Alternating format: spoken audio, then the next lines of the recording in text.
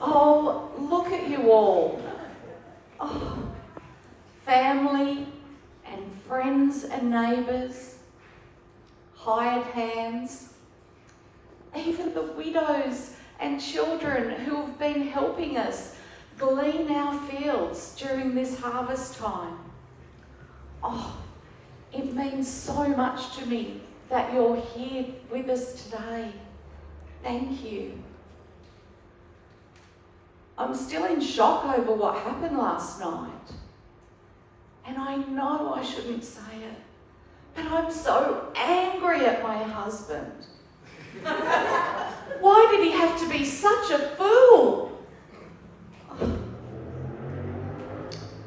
I can still remember this time last year when he came in from our fields after harvest time, puffed up with pride at the bumper crop that we'd had, and told me his idea to pull down all of our barns and build bigger barns. What was he thinking? What were we going to do with all that grain? We're only a small family.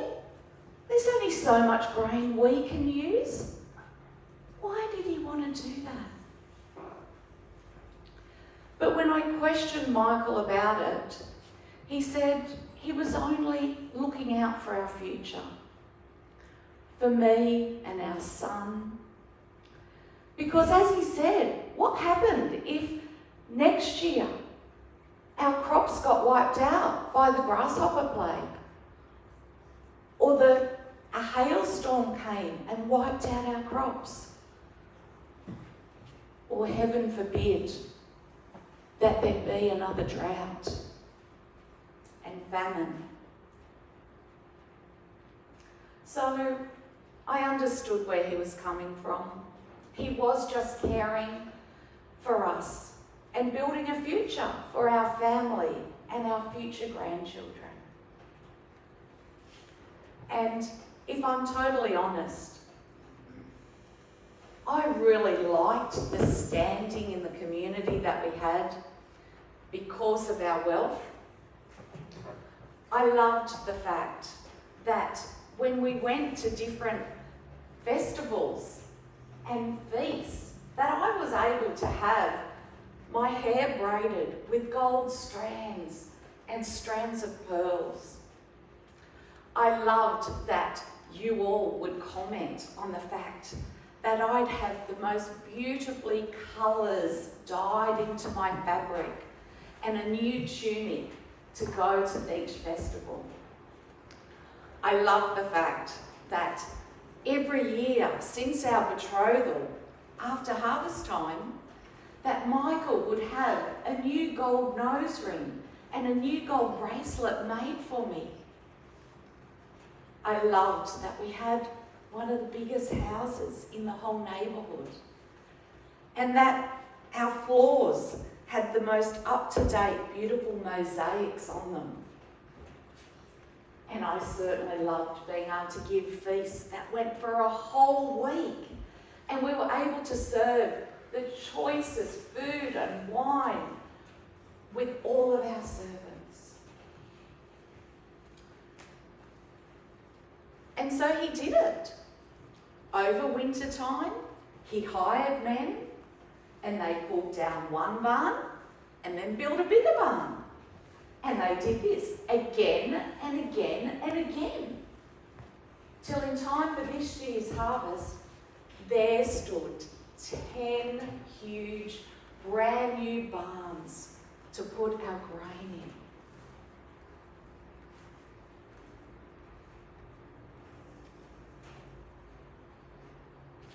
But then, over these last few weeks, as me and my servants have come out to the fields to bring the noonday meal and cold water to my husband and his men that have been working the fields, I've seen you widows and you children, backs breaking in the blazing sun,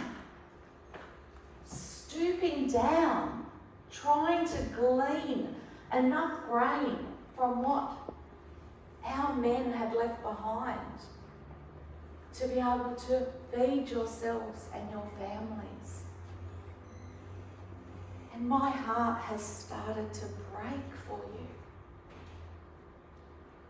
I've asked around about some of you children, and Nathaniel, I know that you're an orphan, that you're looking after and trying to bring up your 6 brothers and sisters. And I've heard that you were there every single day of harvest, from sun up to sundown, just trying to gather enough grain to care for your little family.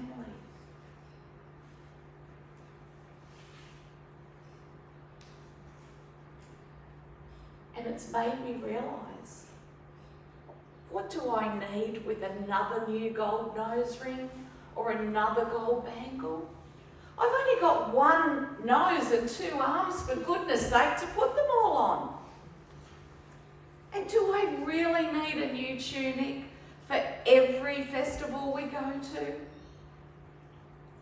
And do our feasts need to go for a whole week? And do I really need this many servants? I've started to question what's truly important to me. And so I tried to reason with Michael and telling him that it wasn't right for us to keep all this grain to ourselves and not share with our neighbours and those in need. You see, a few weeks ago, I was in the marketplace and there was this big crowd, all standing around listening to a man speak. And so I thought, well, I don't want to miss out. I need to hear this too. So I got my way in through the crowd until I could see this man. And I said to someone next to me, "Who's this?" And they said, "It's the new rabbi, Jesus. He's teaching us. He's going from town to town teaching." And so I listened to him. And at one point, this Jesus looked straight at me. He looked right in my eyes. And you know what he said? "Watch out. Be on your guard against all kinds of greed. And life consists of more than an abundance of possessions." Oh my goodness! It was like this Jesus knew exactly what was happening in my home. I went hot and cold all over, and my body, it gave an involuntary shudder. I went home and I told Michael about what this Jesus had said and tried to convince him that we should stop hoarding our greed. But he got so angry at me and yelled at me and told me to be quiet because I was only a woman and I needed to respect him as my husband.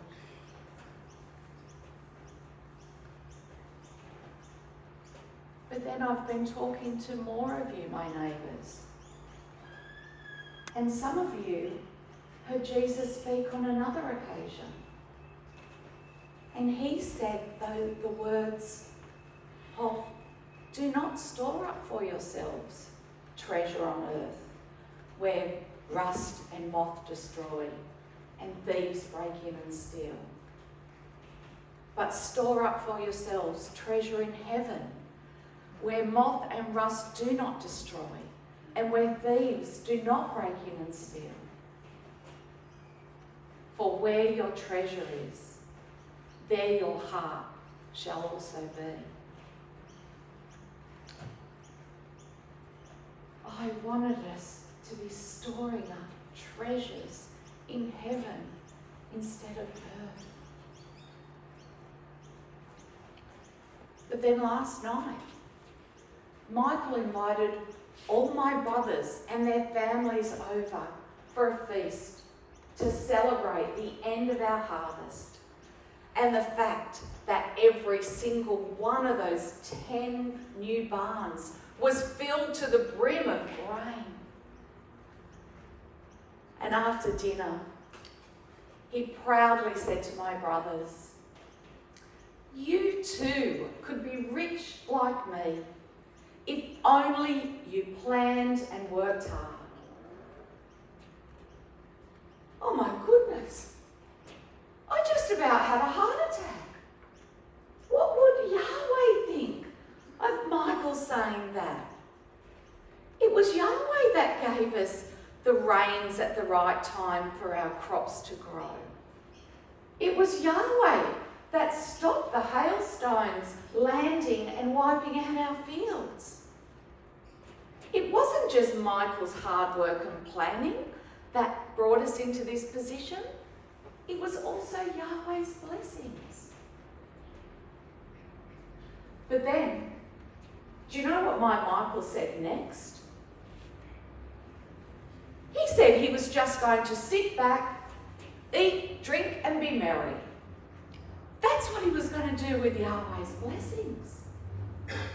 Oh my goodness. Not only was he going to greedily hoard all of these blessings from Yahweh, but he was going to sit back and be a lazy glutton.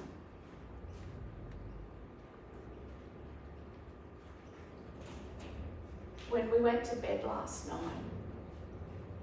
I was so uneasy because I could see that we were storing up for ourselves treasures on earth. Michael wasn't disturbed. He went straight to sleep.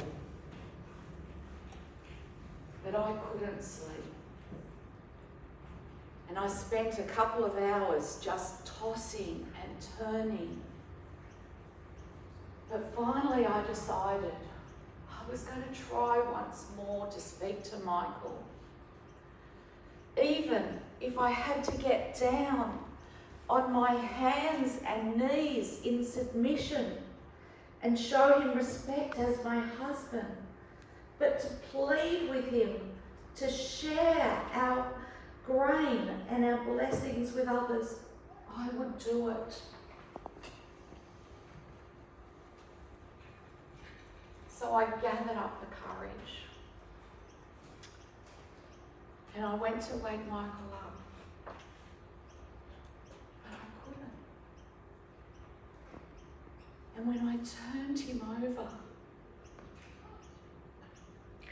he was gone. And I will never forget the look of pain and anguish that was etched on his face.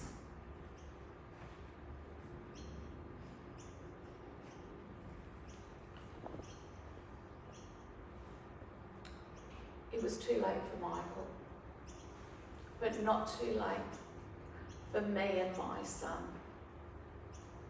We are not going to make the same mistake as my husband.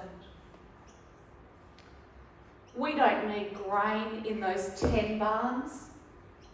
There's more than enough grain in one barn for me and my son. Because my son will continue to work the fields hard, and with Yahweh's blessings, that will be all that we need. We're going to take the grain from one other barn and sell that grain and tithe it as Yahweh has commanded us to. But the other 8 barns filled with grain, we give to you,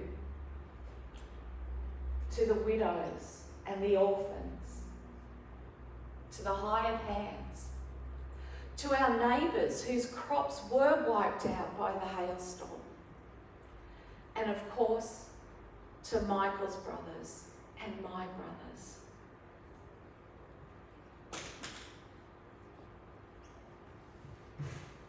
friends.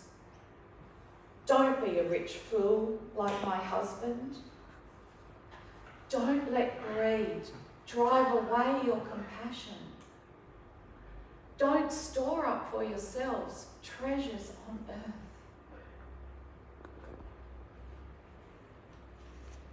Ashes to ashes, dust to dust. Goodbye, Michael.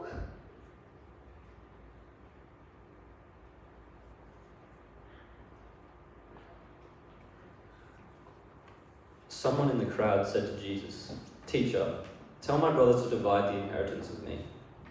Jesus replied, "Man, who appointed me a judge or an arbiter between you?" Then he said to them, "Watch out, be on your guard against all kinds of greed. Life does not consist in an abundance of possessions." And he told them this parable. The ground of a certain rich man yielded an abundant harvest. He thought to himself, "What shall I do? I have no place to store my crops." Then he said, "This is what I'll do. I will tear down my barns and build bigger ones, and there I will store my surplus grain. And I'll say to myself, you have plenty of grain laid up for many years. Take life easy, eat, drink, and be merry." But God said to him, "You fool, this very night your life will be demanded from you. Then who will get what you have prepared for yourself? This is how it will be with whoever stores up things for themselves, but is not rich towards God."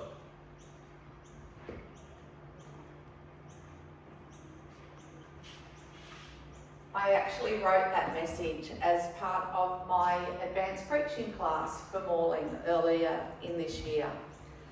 It wasn't pointed towards anyone here at all.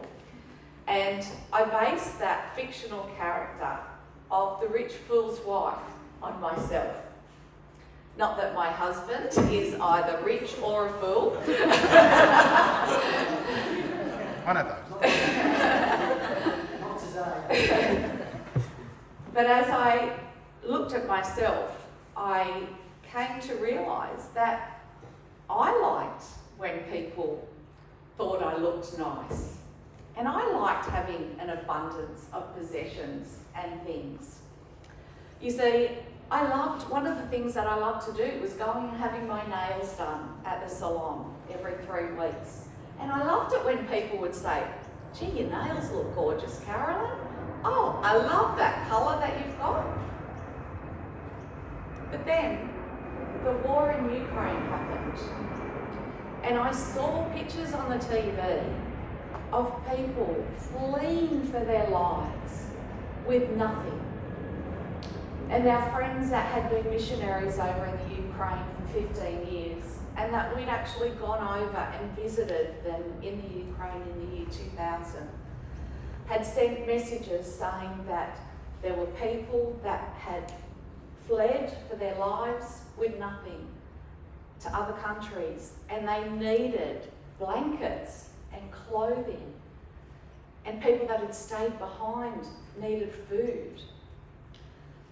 And so I realised it was the next day that I was meant to go and have my nails done. And I thought, how can I spend $40 to go and have my nails done when people in Ukraine don't have food and that they've fled for their lives with no possessions? And so I thought, right, how much is it going to cost me until the end of the year, every 3 weeks, for $40 to have my nails done? And I worked out that money and instead gave it to the Ukraine. And then I went and looked at my wardrobe, chock-a-block full of clothes and shoes. And I love going shopping for new clothes and shoes. And I love it when people say, "Oh, love that new coat that you've got. Great pair of shoes." But I realised I didn't need anything else. I could make do with what I had.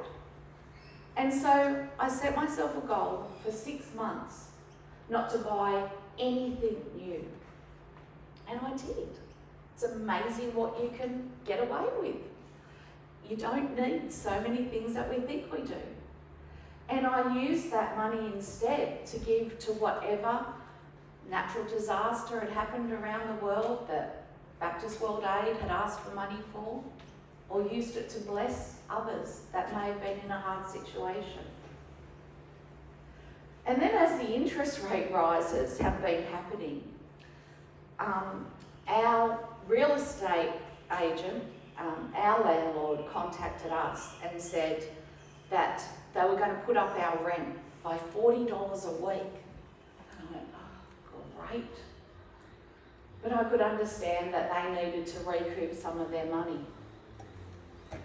And at the same time, our real estate agent that handles our home in Lithgow that we have a mortgage on that's being rented out, they contacted us and said, Carolyn, I know that for the past couple of years, whenever we've suggested a rate increase, a rent increase to your tenants, you've said no. But with all these interest rate rises, all of our landlords are putting up the rent. And so it was a bit of a no-brainer that I go, okay, I'm thinking, we have to pay $40 a week rent more for our apartment. We haven't put up the rent in years. We can put it up $40 a week for them and we'll be even. But then I thought, is that really what God would want us to do? And I realised, instead of us going out for dinner once a week, we could go out for dinner once a fortnight, and that would save that money. And even though that little thing of not putting up the rent for that one family in Lithgow doesn't solve the housing crisis in Australia, it doesn't solve the homelessness crisis that we have, but we could provide affordable housing for just one little family in Lithgow.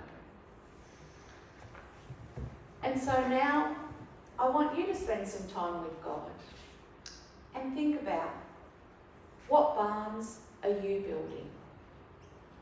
I've got just a little handout here, if someone could give them out, just with a few questions on them. And for you to spend some time with God just over the next few minutes and see how this message today might apply to your life.